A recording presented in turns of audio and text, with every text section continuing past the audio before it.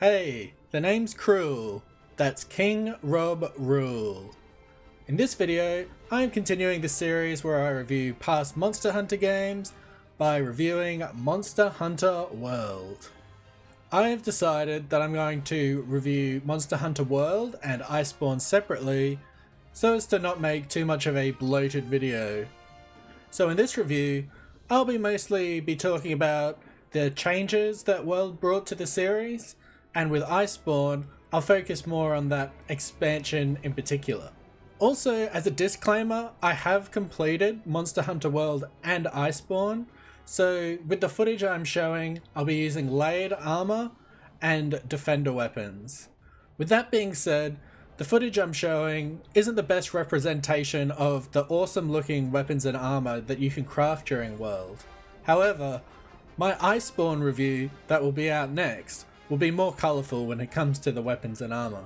So anyway, kick your feet up and relax while I discuss and review the base game to Monster Hunter World. Monster Hunter World was the first game in the series to release worldwide simultaneously with Japan. In the past, the base game to any of the previous entries was often released in Japan a year or more before the rest of the world got an expanded version with G-rank quests. That's why most of the games I have reviewed have Ultimate as a part of their title. The reason for this was partly due to translation issues, which were more demanding on the development teams than one might expect. But another concern was how the Monster Hunter games didn't perform as well outside of Japan, so spending more time and resources on translating was always considered a gamble business-wise. This time around, the Monster Hunter team took that gamble to release worldwide, and that gamble paid off in a big way. As of December 2020, Monster Hunter World has sold over 16 million copies. That's over 4 times as many total units sold as some of the previous entries in the series. The reason for this game's incredible success cannot simply be boiled down to one thing. Every now and then, a game series releases a new title that completely redefines the rest of the series. Some examples of this in other series include GTA 3, Metroid Prime, and Ocarina of Time. All of these games shake up their series in some kind of revolutionary way, so much so that there is often no going back to the way things used to be. Monster Hunter World did just that when it released, and with that, understandably, came some backlash from long-term fans. But I'll discuss that in more depth later. For now, let's talk about this new world. This new world of Monster Hunter brought a plethora of changes to the old formula fans were used to in previous games. Let's get the most obvious feature out of the way: the incredible visuals. When comparing Monster Hunter World to the graphics of previous entries, well, there simply is no comparison. The game is in a league of its own, and running on modern hardware today, the visuals are still breathtaking. But calling this game beautiful is like calling pizza delicious, so let's talk about other things. The maps in Monster Hunter World are now completely open, with no loading screens between each zone. This allows for seamless exploration and immerses the player in the intricate environments all throughout the game. Speaking of the environments, I would say they are the most impressive aspect of the game overall, and for more reasons than I could possibly condense in this review, but I'll mention some highlights. Take the Ancient Forest, the first map you are introduced to in the game. The map is so ridiculously layered and dense that even after over at least 300 hours of gameplay across multiple save files, I still get lost in there to this day. That's an impressive feat for any open world game, let alone just one map. And it's not just the size and scale of the maps that are mind-blowing, it's how the game makes them feel like lived-in, real ecosystems, teeming with life. From the endemic life, to the unique plants, to the small monsters and turf wars among large monsters, not to mention the environmental hazards unique to each map. The list goes on and on. It is undeniably clear that an insane amount of attention to detail went into creating these worlds. The title of Monster Hunter World could not be more fitting or deserved. But this seamless, open, immersive world was not the only change brought to Monster Hunter World. There were many quality of life changes that split the fanbase, so let's talk about them. Monster Hunter World was backed with a huge budget, and with that, it needed to be a hit. Not just inside of Japan, but outside as well. To do this, one of the strategies was to implement many quality of life touches that would make it easier for newcomers to be introduced to the series. I'll list some of these off the top of my head. If there are more, leave a comment below to let me and other viewers know what I missed. Whetstones for sharpening weapons are now unlimited and brought with you by default. They also don't take up any inventory space. Similarly, bug nets are no longer required for gathering bugs, and while hunters are seen to gather ore with a pickaxe, they are not required to be brought to the hunt. They are passively equipped at all times. The map is no longer an item that takes up inventory space and details a lot more information than maps in previous games. Paintballs no longer exist, and monsters are now tracked via scout flies, which work like a modern quest tracker once a certain amount of tracks have been gathered. Feedback about the monster's state is shown on the minimap, indicating whether a monster is exhausted, enraged, capturable, etc. Gathering items in the field is now much quicker. Instead of gathering one item at a time for several seconds, many gathering points simply require one button press as the hunter walks by, gathering all items at the point at once. However, some gathering points, like mining, bone piles, and account items, still take some time. Also, gathering some items auto-crafts into a more useful item. For example, gathering honey auto-crafts potions into mega potions, and gathering flash bugs also crafts into flash pods. Hunters can fire an SOS flare during quests, allowing for other hunters to help when struggling solo. The camp has a canteen, so if the player forgets to eat before leaving, they can eat at camp. Or, if they faint during a quest and 10 minutes have passed, they can eat again. The tent at camp also features an equipment box that gives access to all the players' equipment and items, so hunters can restock items and change equipment at any time during a quest. While listing all of these quality of life improvements, I realized that there were countless other examples that I could have provided, but for the sake of brevity, I think I'm just going to leave it there. Just know that Capcom went above and beyond to make this game a lot more forgiving than it used to be. When games evolve and change to bring in a larger audience, it is common to see backlash from fans. When it comes to Monster Hunter World, this time was no different, and the reaction is not necessarily unwarranted. Now, by no means do I think it's appropriate to be rude or hateful to those who develop these games, or for new fans who find enjoyment in it. But I can sympathise with the feelings of long-term fans that feel like this series has lost something special with all of the quality of life changes introduced. I say this because if you've watched my past reviews on the old Monster Hunter games, most of the immersion of being a hunter comes from being carefully prepared before each hunt.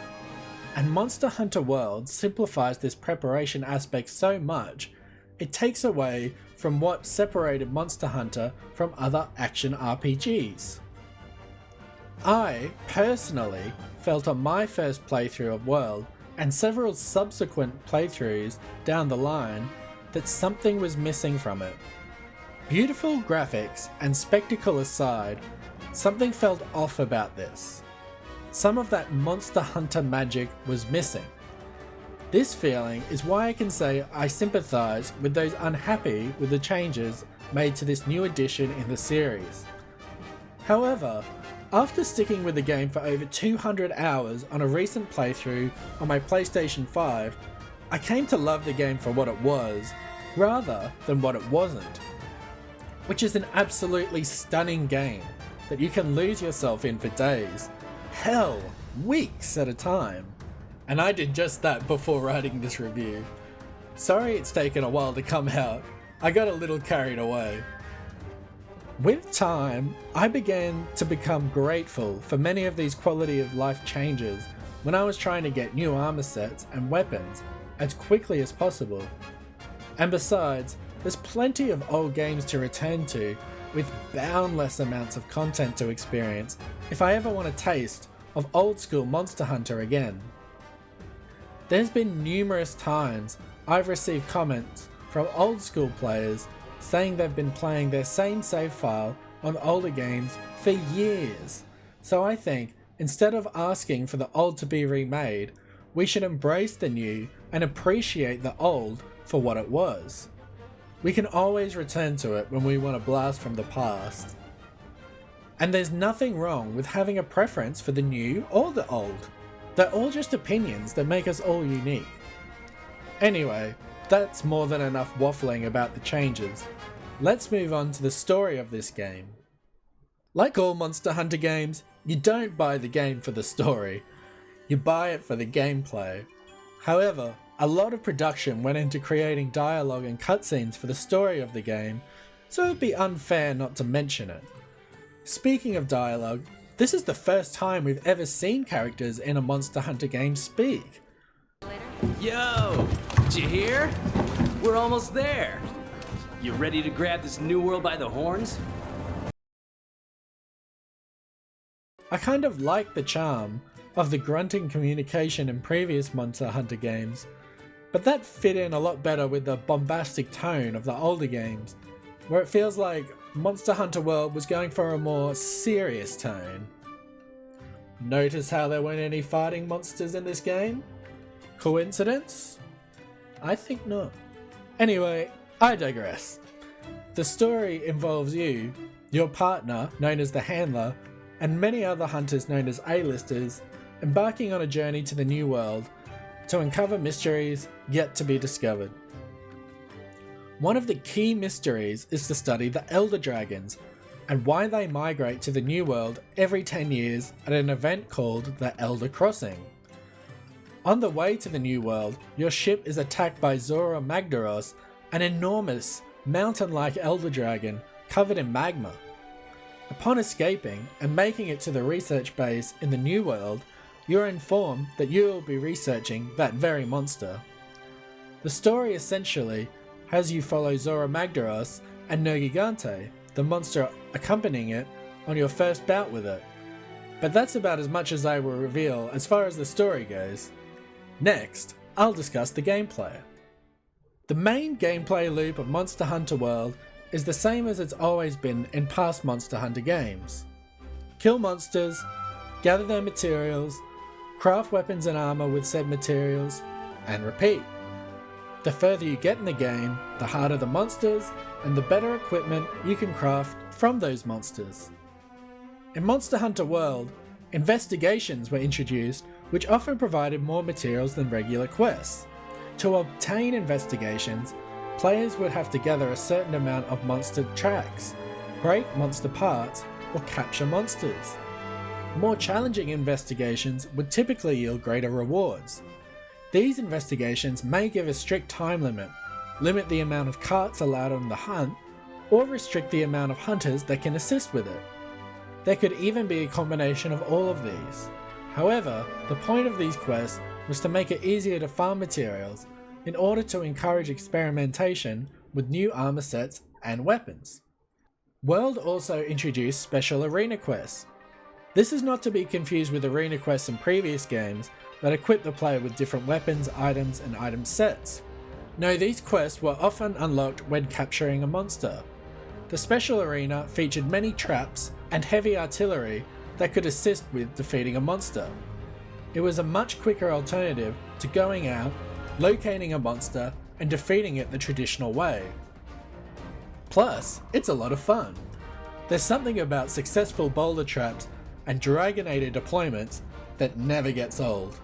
Speaking of boulder traps, that's a good segue to talk about the Slinger, your newest tool in Monster Hunter World.